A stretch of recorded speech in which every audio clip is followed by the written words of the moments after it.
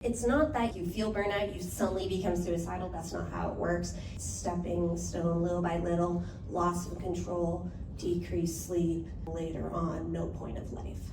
9% of residents met criteria for depression, and then 6% had a suicide ideation thought. So who's most at risk? Those who have already a mental health disorder. So this is where I want you to think of your own personal life. Did you experience mental health conditions during medical school, during undergrad? If you're an IMG, a previous job, you're gonna be more at risk to having burnout. Hi everyone, thank you so much. Like you said, my name is Stephanie Moss. I am a PGY3 psychiatry resident. I guess 2, but you guys are here, so 3, PGY3. Don't really start my clinic, my 3rd year rotations till July 1st, so technically I'm still 2nd year. But I'm the chief resident for psychiatry for the academic portion, and this past year I was actually the wellness chief, so this is why it's so very close and dear to my heart. And then of course psychiatry, so we'll be talking about a little bit of mental health. Okay, so as an overview, we'll be going over, I'm sure you've heard of burnout. Everyone's heard of burnout, but I really want to look into what does burnout mean for you and how you can actually prevent it during residency and hopefully build the skills so you also don't burn out as an attending or a fellow. Then we'll be talking about 5 wellness strategies that have been very effective for me personally as a resident, and then also ones that I impart to others. So we'll be talking about sleep and fatigue, navigating those night calls, the 24-hour shifts, and then looking at caffeine and what is actually most helpful to make it through those long shifts, where to go for help, and resources. So burnout, what does that actually mean? It's an emotional exhaustion where you don't just feel physically tired, but you inside feel tired. Depersonalization, that's a psychiatry word. That means that you don't feel yourself. Who you are, you're no longer feel like yourself that you know and care for. And then there's a sense of being accomplished. You no longer feel that. You know, I'm sure right now a lot of you have that identity, or you're building that identity of being a doctor and a resident. You will no longer feel that. So there's often a mismatch between what you think burnout is, but then also how it feels. So here's some symptoms that you can notice in yourself or in your peers. Your peers and your coworkers are going to be the ones that are going to notice it first. So different signs is those strong emotions of anger, cynicism, having apathy, like no longer feeling like worth anymore, of, oh, I don't want to go to work, there's no point in work. Starting to have problems with your family at home or with your coworkers or roommates, starting to maybe more pick up substances, nicotine, alcohol, other substances, hopefully not. And then also struggling to struggle talking with your patients and just focusing on your notes. So what are the actual causes of burnout? Stress. High level of stress in residency leads to burnout because now you have all these expectations coming on you from the attendings, from your co-residents, from your patients, from also your family and all the life. So all that bundle of stress coming down on you, that's what can lead to burnout. And then the complexity of having to manage all of these patients, all these chronic health conditions, all these different attendings who want different things, managing, having medical students, so many different roles and responsibilities. The loss of control, and we'll be talking about that of control, that emotion, that feeling of control, we lose that in residency, and that leads to burnout. So later in this talk, we'll talk about how you can take control to prevent burnout. Okay, so internal medicine, which is 3/4 of you. So 76%, this was, I'm trying to see when the study was, back in, oh, this was a long time ago. I need to update. Yeah, this was 20 years ago. And if 20 years ago it was at 76% for burnout, I don't want to imagine it right now. Hopefully it's gone down since we talk about it more in residency, but I doubt it. They're more likely to have suboptimal patient care, increased patient problems, and mortality, morbidity. Let's see. So let's talk percentage. About half to 75% of residents have experienced burnout at least one point in your life. I'm gonna say 3 weeks ago, that was me. I was like, I'm the wellness person. There's no way I'm gonna do burnout. I'm exercising, I'm sleeping, I'm eating. And then I moved houses, and then all this stuff came about. I'm applying for fellowship in a week. I think I finally hit that, but working on it, and now I feel a lot better 3 weeks later. Okay, I liked this graph that actually looked at which specialties have the highest risk of burnout. The only one higher than you is emergency medicine. So there you go. Psychiatry's lower. Weird that neurosurgery is below us. I don't know if I believe that, but whatever. This was one study. Okay, so that was to show that no one is immune from burnout, as myself 3 weeks ago. So that includes even psychiatry and psychiatrists. Is like everyone in healthcare, you might experience burnout at some point.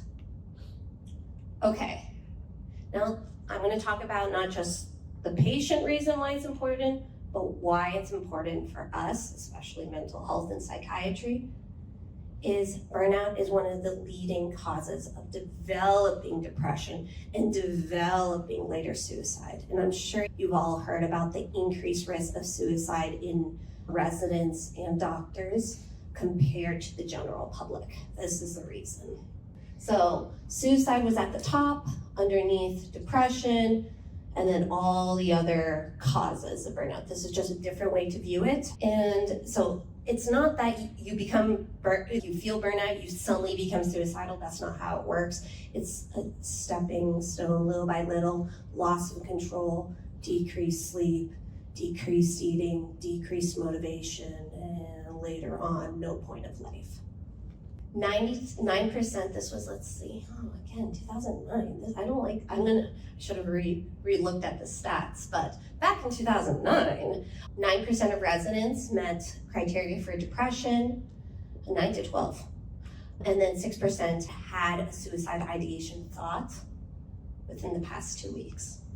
So who's most at risk? Those who have already a mental health disorder. So this is where I want you to think of your own personal life. Did you experience mental health conditions during medical school, during undergrad? If you're an IMG, a previous job, you're gonna be more at risk to having burnout and suicidal thoughts. Even more, pay attention to it now at the first day of residency and not 3 months later. If you already struggle with substances or your family struggles with substances, again, more at risk. When you start getting stressed, you're going to start going towards those negative coping strategies.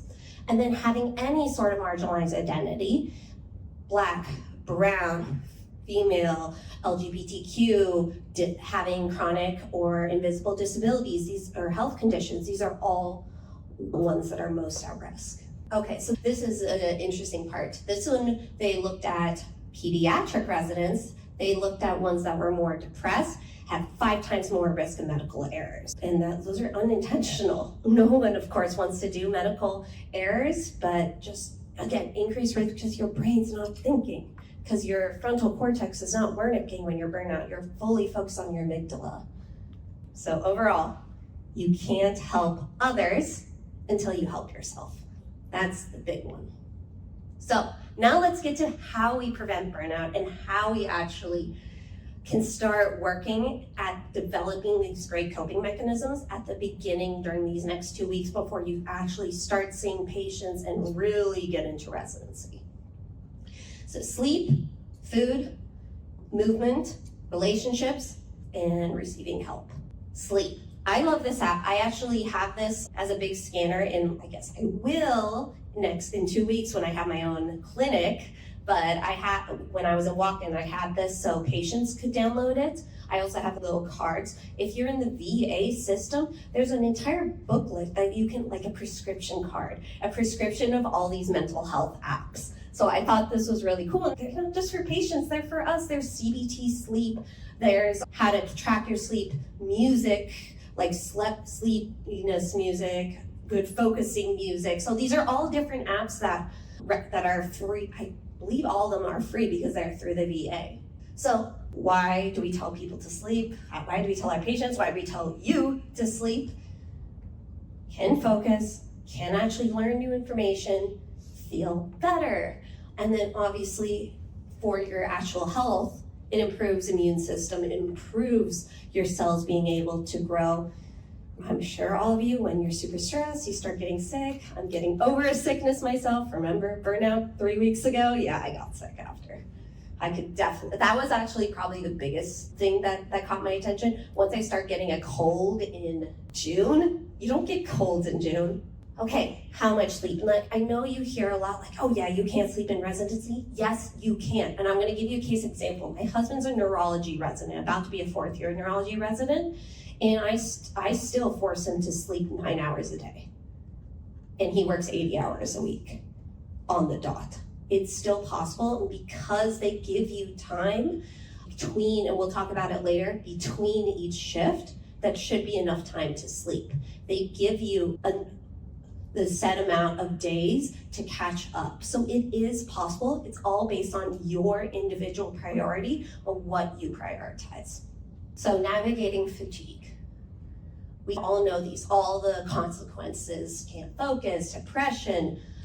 This one's a big one. When you leave post your 24-hour shift, and if you're fatigued, you are at a significant increased risk of a motor vehicle accident to hurt yourself and everyone else. And actually they found that from doctors that are post those 24, 28-hour shifts, their cognitive is pretty much as if they've been drinking. That's how impaired you are. And if there's an impairment in being able to focus and being quick, you're increasing your risk right there. And so that's why every single department has a call room. Call room doesn't stop when you finish your call shift. This is something I talk a lot to my interns. Stay later. After my 24-hour shifts, if I didn't sleep that night because I had too many calls, I pass off my pager, I go back to sleep for an hour. That amount of just sleep right after my shift, I know I'm not gonna get paged because I already handed the pager off, or you guys, internal medicine, you have a phone that you pass over and you can fully sleep. No one's gonna use that room, maybe the cleaning staff, but you can just tell them, come back later or come back tomorrow. So sometimes people are like, okay, I'll just sleep it and push it and push it. The problem is that doesn't actually work to actually catch up on sleep on the one day off. It's actually been shown it doesn't actually help your cognition. It might help immediately you feel better, but you still haven't caught up internally. Your body and brain doesn't actually recognize it.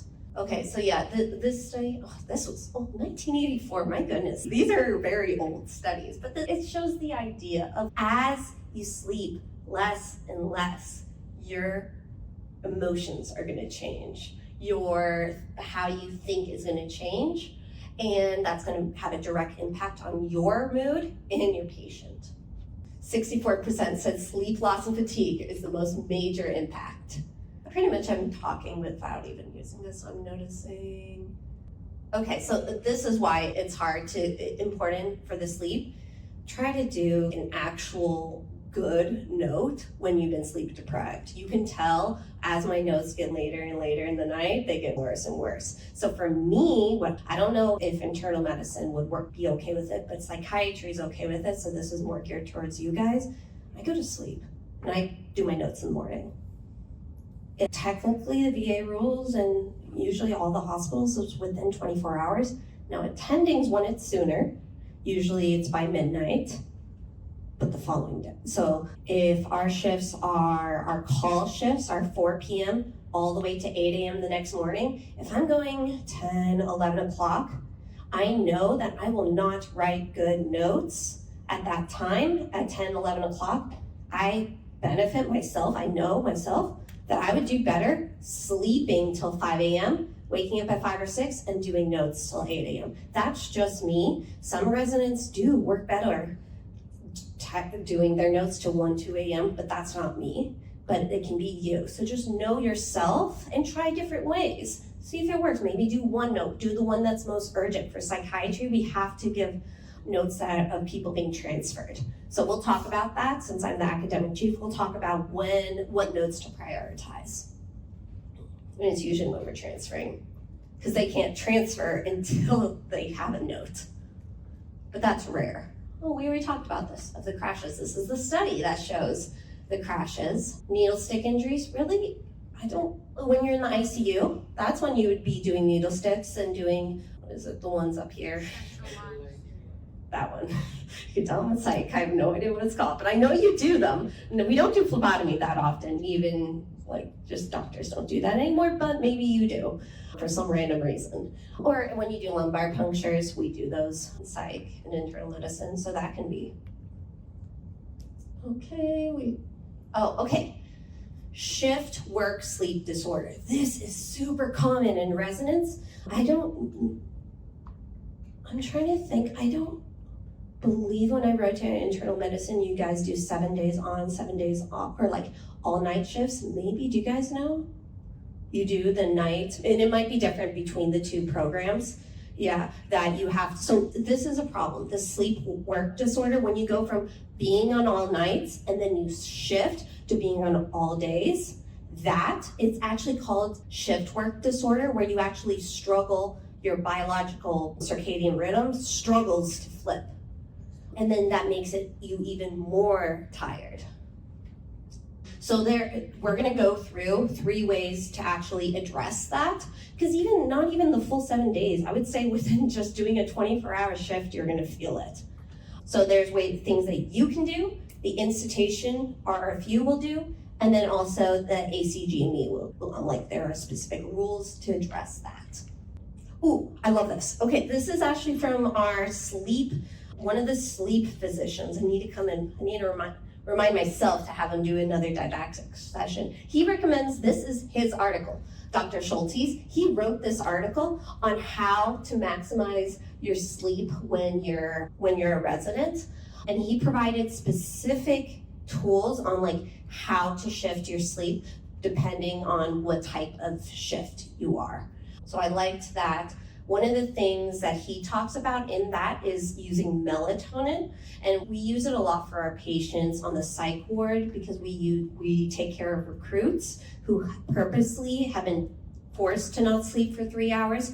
So we give them a melatonin that forces that circadian rhythm switch. So you can do the same thing. Melatonin is not a daily medication thing. It's more of a PRN that actually increases the melatonin in your brain and causes you and tells your circadian rhythm, okay, now is the time to sleep. So melatonin, and it talks about it, is how you do it. So same thing if you're flying to other countries or I'm understanding now why I burned out, because I was in San Francisco for a psych conference. I came back, I did a 24-hour shift. And so yeah, that melatonin would have been perfect to switch as I jumped back and forth between sleep cycles. Oh, this isn't a psych thing, but it doesn't matter if you do 10 milligrams versus 1 milligram. It's just a placebo. And also since they're not FDA, we have no idea if it's actually 10 milligrams in the bin or actually 1 milligram. Usually it's all the same, so that's a little trick. If your patients ever come to you and, oh yeah, I took 10 milligrams and it didn't work. Could be it's only 1 milligram. There's no way to know. This is the same one. Oh, I should have okay, so 2-hour nap before or after is significant help to allow your brain to switch. So even just doing the 2-hour nap of have patients or you're on call till 11 p.m., take a 2-hour nap, and then wake up, you're already gonna have better processing speed than if you would have stayed up those 2 hours and wrote your note. Oh yeah, here's the melatonin. Now, if you're really still struggling, one of the Now, modafinil is actually a prescription, so you have to go to a PCP, neurologist, or psychiatrist. But sometimes people will use that as an additional assistance to help. And then we're about to go over caffeination. Okay, the prophylactic nap, I said that I got up, I do my nap after my 24 hour. I don't do it every 24-hour shift. It's when I have a really bad night. But yeah, just 45-minute sleep gets you to be productive for another 6 hours. That's pretty significant. An hour sleep, an extra 10 hours, versus 60 to 120, which is a full REM cycle, an additional 24 hours. Not to recommend when you're doing back to back to back, but at least to put in your mind how helpful naps are. People make fun of me for my 3 o'clock nap before my 4 p.m. call shift. It works. Here's the data. I don't have it linked. Oh, actually, I want to down here. The REM cycle, the more REMs you have every time that your brain gets to that, this is my husband's neurology training goes in, you actually get more health and brain benefits from hitting the REM cycle. Okay, so this one really surprised my co-residents. I recently did a talk on this because we have who drinks the best, what are the best energy drinks? What is everyone's favorite? Okay, my personal favorite is the yerba mate because it's a black tea. Okay, actually, let's do this. Raise your hand if you like Celsius. I'm gonna say me because I love Celsius. What about, has anyone tried the yerba mates? They're good. What about, let's just go to nitro cold coffees. They're good. Cold brew, anyone? Especially the coconut ones that are now. Just regular plain hot coffee. A lot of you. What about espresso? I had one this morning. There you go. Matcha. Yes.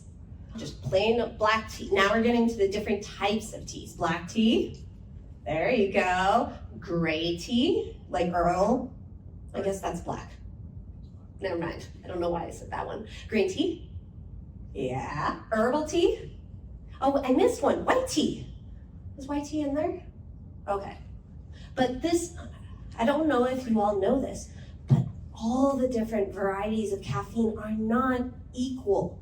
And people get surprised. They're like, oh, I had a tea. But then they had herbal tea. There's no caffeine in herbal tea, so good luck. But that's great post-shift. Herbal teas are great post-shift. Relax, emotional, calm down, and will let you still sleep. I don't know if I put it in to this one. No, I didn't. Because I need to remember for next time, put in how much these caffeine levels actually can let you be awake, how many hours. I think that would be helpful. But be careful what is in there. The Celsius, 200, so we're equal to between a cold brew and a nitro. Yerba mate, 150, wow. Yeah, that's pretty much equal to a nitro cold brew. Hopefully that helps when you're trying to decide what type of caffeine to do and how to determine. But I guess the overall thing is think higher levels of caffeine, more hours of caffeine, or awake time. Okay, so things to consider, it's helpful to do. Oh, actually, something I just thought about that I didn't include, these energy drinks, a lot of times is just vitamin B.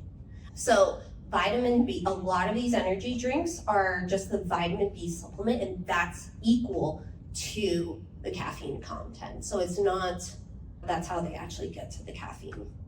Okay, so overall things to consider, how much sugar are you gonna get a sugar crash after? Or is it the actual caffeine from the tea, from the coffee bean that you're having? Biggest thing to avoid is alcohol right before your shift, obviously, because you can't think intoxicate, but it actually impacts your REM cycles and sleep. And then avoid driving between 2 a.m. and 9 a.m. That's what I was mentioning before, that we hand off our pager at 8 a.m.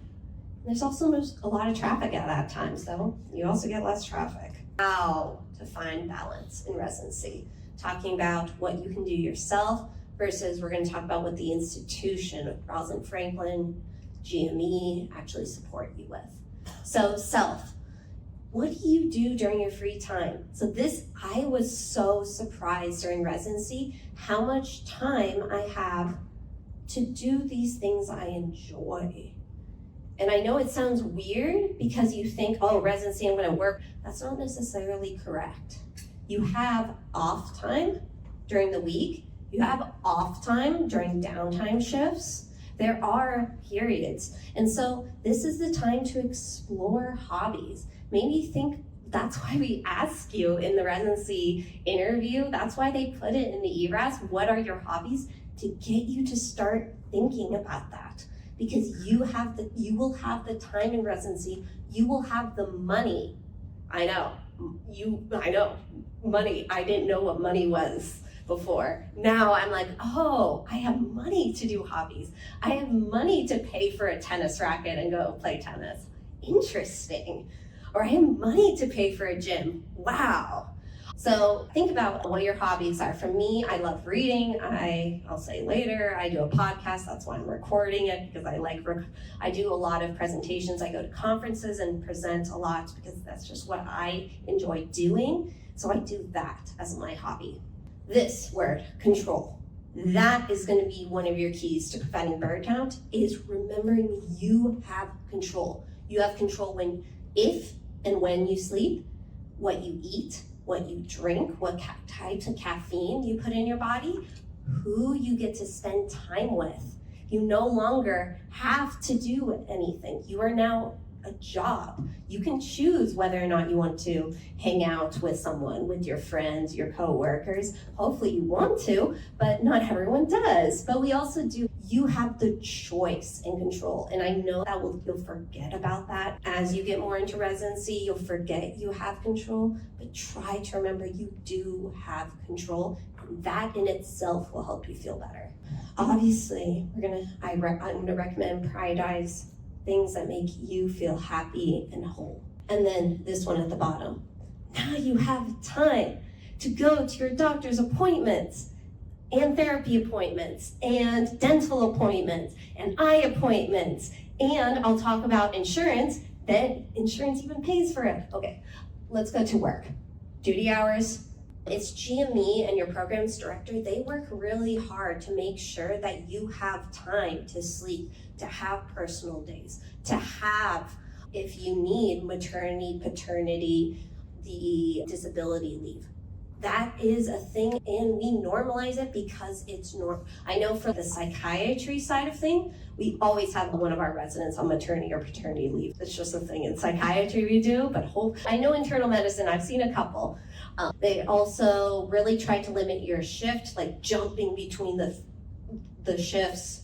And also that's why they have so many chief residents. So if one of them you don't jive with, you can go to another one, even from another program. Internal medicine, you're gonna be referring, actually, I only have 10 more call shifts. For 10 call shifts, you'll be consulting me, then you'll be consulting them.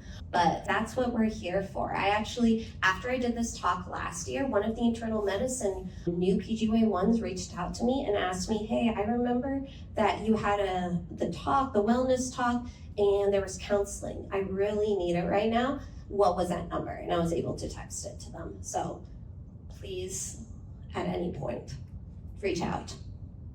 Okay, so what is this 80-hour week? This confused me so much. According to the actual GME, or not GME, this is ACGME, this is higher, this is across the entire United States. It's 80 hours per week, averaged over 4 weeks. That really upset me, especially, that never happens to us, just letting you know. Psych, never, sorry, internal medicine, that never happens. We never get, the highest we'll hit is maybe 60, maybe. And that's your own fault because you put too many call shifts next to each other. But seeing my husband who hits the 80 hours or 90, I'm like, that's not like ACGME, and he's no, over 4 weeks. Thankfully, we're not an institution that does that. They're really good at hitting it off at 80-hour weeks.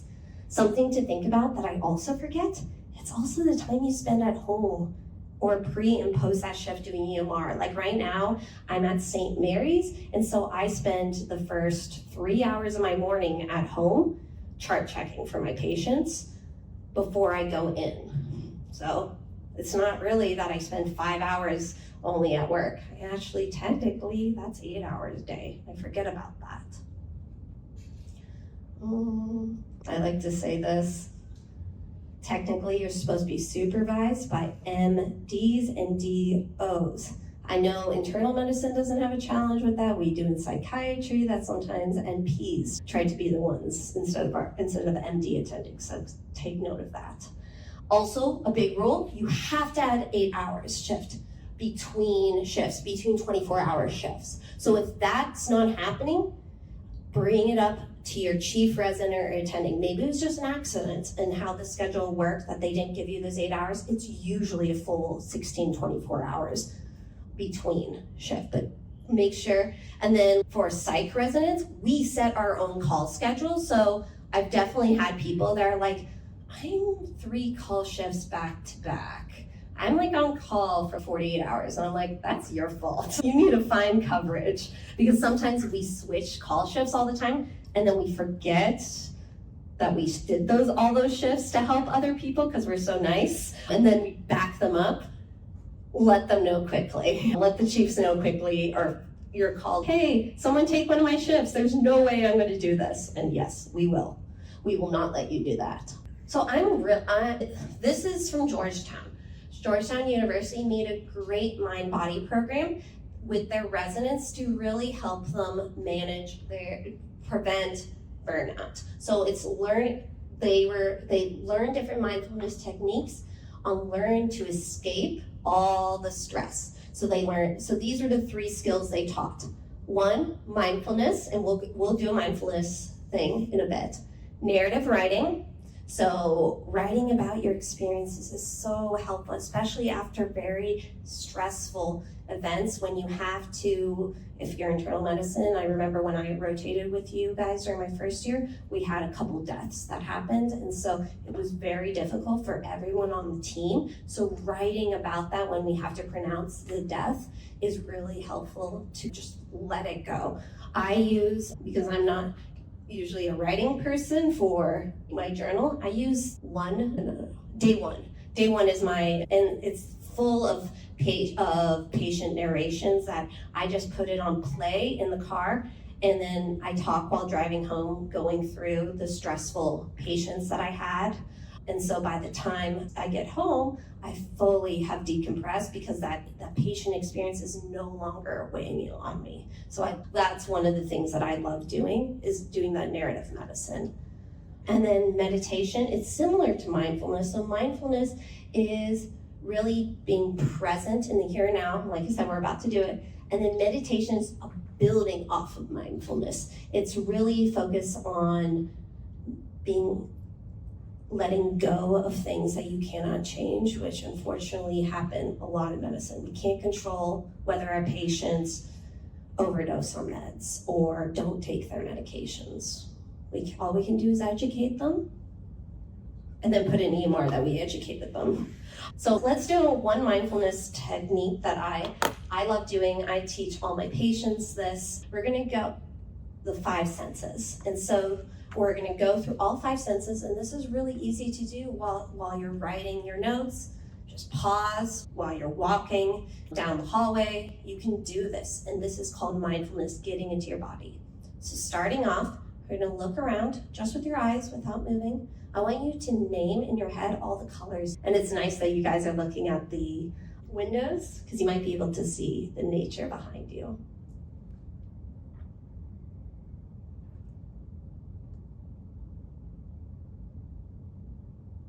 Good, and if you feel comfortable, you can slowly either close your eyes or just make them soft, or look at one thing in front of you if you don't want to close your eyes. Now I want you to focus on your hearing, both as far away and close. So hearing outside the windows, outside the doors, AC, listening to your breathing in through your nose, out through your mouth.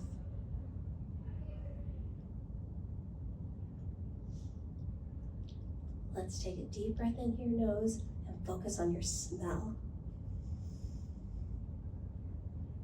What do you smell? And then you're not going to judge, you're just going to notice. It's all about noticing. Again, take a deep breath in through your nose, and then breathe out through your mouth, and then focus on taste. Maybe moving your tongue around your mouth.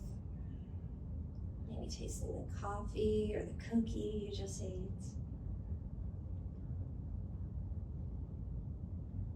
Final one, we're focusing on touch.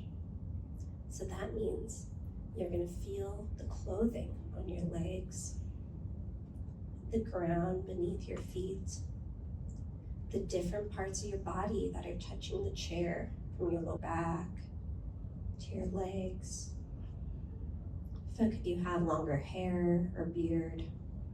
Look, see if you can notice the hair on your head. You can move your toes or your fingers, noticing them in your shoes, or the texture of your clothing or wherever your hands are. Is it cold? See if there are descriptive words that you can notice of the temperature, of the texture. Then we're going to go backwards. It's going back to taste. Focusing on taste. In through your nose, take a deep breath in. Focus on smell.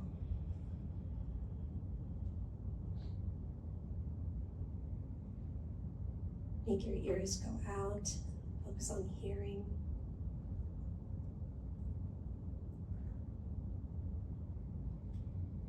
Both inside this room, outside the windows, outside the hallway, to bring your sensation in.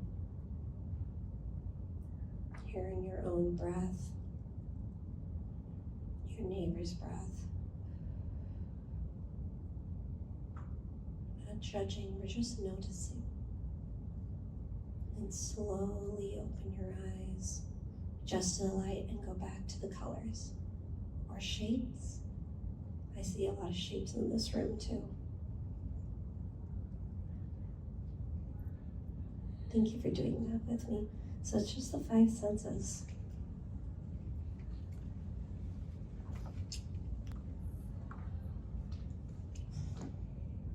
I don't know how, like 5 months, 6 months since interviews, every institution was talking about wellness. I think the fact that the very first, I thought you had a presentation before me. That says a lot that they put me first. And that was on purpose. That wasn't just by accident. Wellness is truly a priority in this institution, in the fact that we have a chief just dedicated to wellness. We have this talk. We have, every single program has money for wellness. For psych, we have snacks for all. We have a joint wellness where all 3 programs come together and we go to a wellness event. We went bowling this spring. Before that, we did laser tag and bowling. It's only, and then we did painting. We painted pots. So those are just the big ones where we combine all 3 programs. But then your individual program has also wellness events. So yeah, they focus a lot on providing those events, providing the education, really showing how it's important. This one in the middle, but I'm gonna have the number for you, that there is an actual counseling for you as a staff member, because we're hired by Ross and Franklin to get counseling and support. Here are other people that you can help, that you can go to. Number 1, your co-residents, they're going through the exact same thing. It's very possible if you're struggling or if you have a question, they probably have the exact same question too. They're just too embarrassed to ask. Senior residents or junior residents, the 2nd years, the 3rd years, the 4th years for psychiatry, the fellows. I know for us, we have a WhatsApp group, I believe you guys do too, constantly asking questions. because things change so frequently, especially in the VA. Faculty, and then here are different additional people to ask for help. The GME office, you'll get a lot of emails from them within the next couple of weeks. HR, it's an additional huge resource, especially if you need this. Why didn't I include a slide on this? I always do. Disability accommodations. This is very important to me individually because I have mental health and physical health conditions. So it's something that was very important to me that I went to an institution that, one, it's a requirement in the institution because it's a requirement under federal law, but they actually support. So if you require accommodations, whether if that is for our PRITE exam, for our step 3, for being with patients, for the call shifts, HR department will give you the paperwork that you can get signed by your physician. Every single VA and hospital also has their own. Because the HR one I feel like is really helpful for more your program director to know, but the hospital one will actually be even more helpful, like the one at the VA. There's a specific HR for staff members at the VA. This one says Student Counseling Center, but then they include it, so I included it, but when you call, say, hey, I'm a resident, and I think they still say you have EAP, but if it's severe enough, still come see us. So I've had mixed things of whether they accept it or not. And then Office of Student Affairs and Inclusions. The other one with Human Resources, if you ever get discriminated for disabilities, sexual orientation, discrimination, those are a great resource to go to and support and advocates. Okay, these links, again, you'll receive them in your emails, the internal website, library, online to download PDFs of the research. And then this is the one. This is the number you want to save on your phone, very important. So that, I'm gonna have you save 2 numbers. This is the first number you should save. 800-316-2796. Just put it as a favorite on your phone. I will still send it to you if you ask me, but I'm just gonna send you that. So just save it on your phone as a favorite. Or if you help, you can call it. Okay, really quickly, because I know they're already waiting for me, you have health insurances options. 2 options. I highly recommend PPO. This is my own individual thought and experience, but I still recommend it because I have health conditions, and so this makes it easier. If you don't have health conditions, then HMO is easier, but if you have health conditions, this will actually allow you to see your own specialists, your own doctors. I can't tell you the amount of times residents, I give this talk and residents still come up to me, oh, I can't find a doctor or a specialist that HMO fits. I'm like, I told you PPO, so just letting you know now, again, do this one because there are not a lot of doctors and specialists in this one. This allows you, you're a doctor, you can refer yourself to a specialty for a specialist. Just my own experience and recommendation. And then these are one more number. So I told you, you can take a picture of this, but again, the biggest number I want you to save is this 988.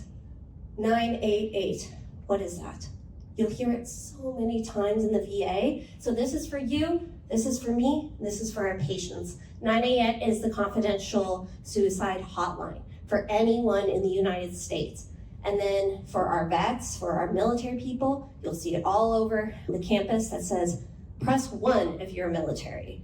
And it's similar to that during different populations. Cool. So thank you all so much. This is just a quick plug for me. Here's my podcast, Life as a Patient Doctor. So if you want to hear other residents and doctors and medical students who also experience health conditions or struggles in residencies and burnout, I interview them. If you want to share your own story there. And then I write my narrative medicine on Doximity. And so if you want to read about my patients' stories that are HIPAA and all that, and like my own experience, I love doing narrative medicine on Doximity. So thank you all.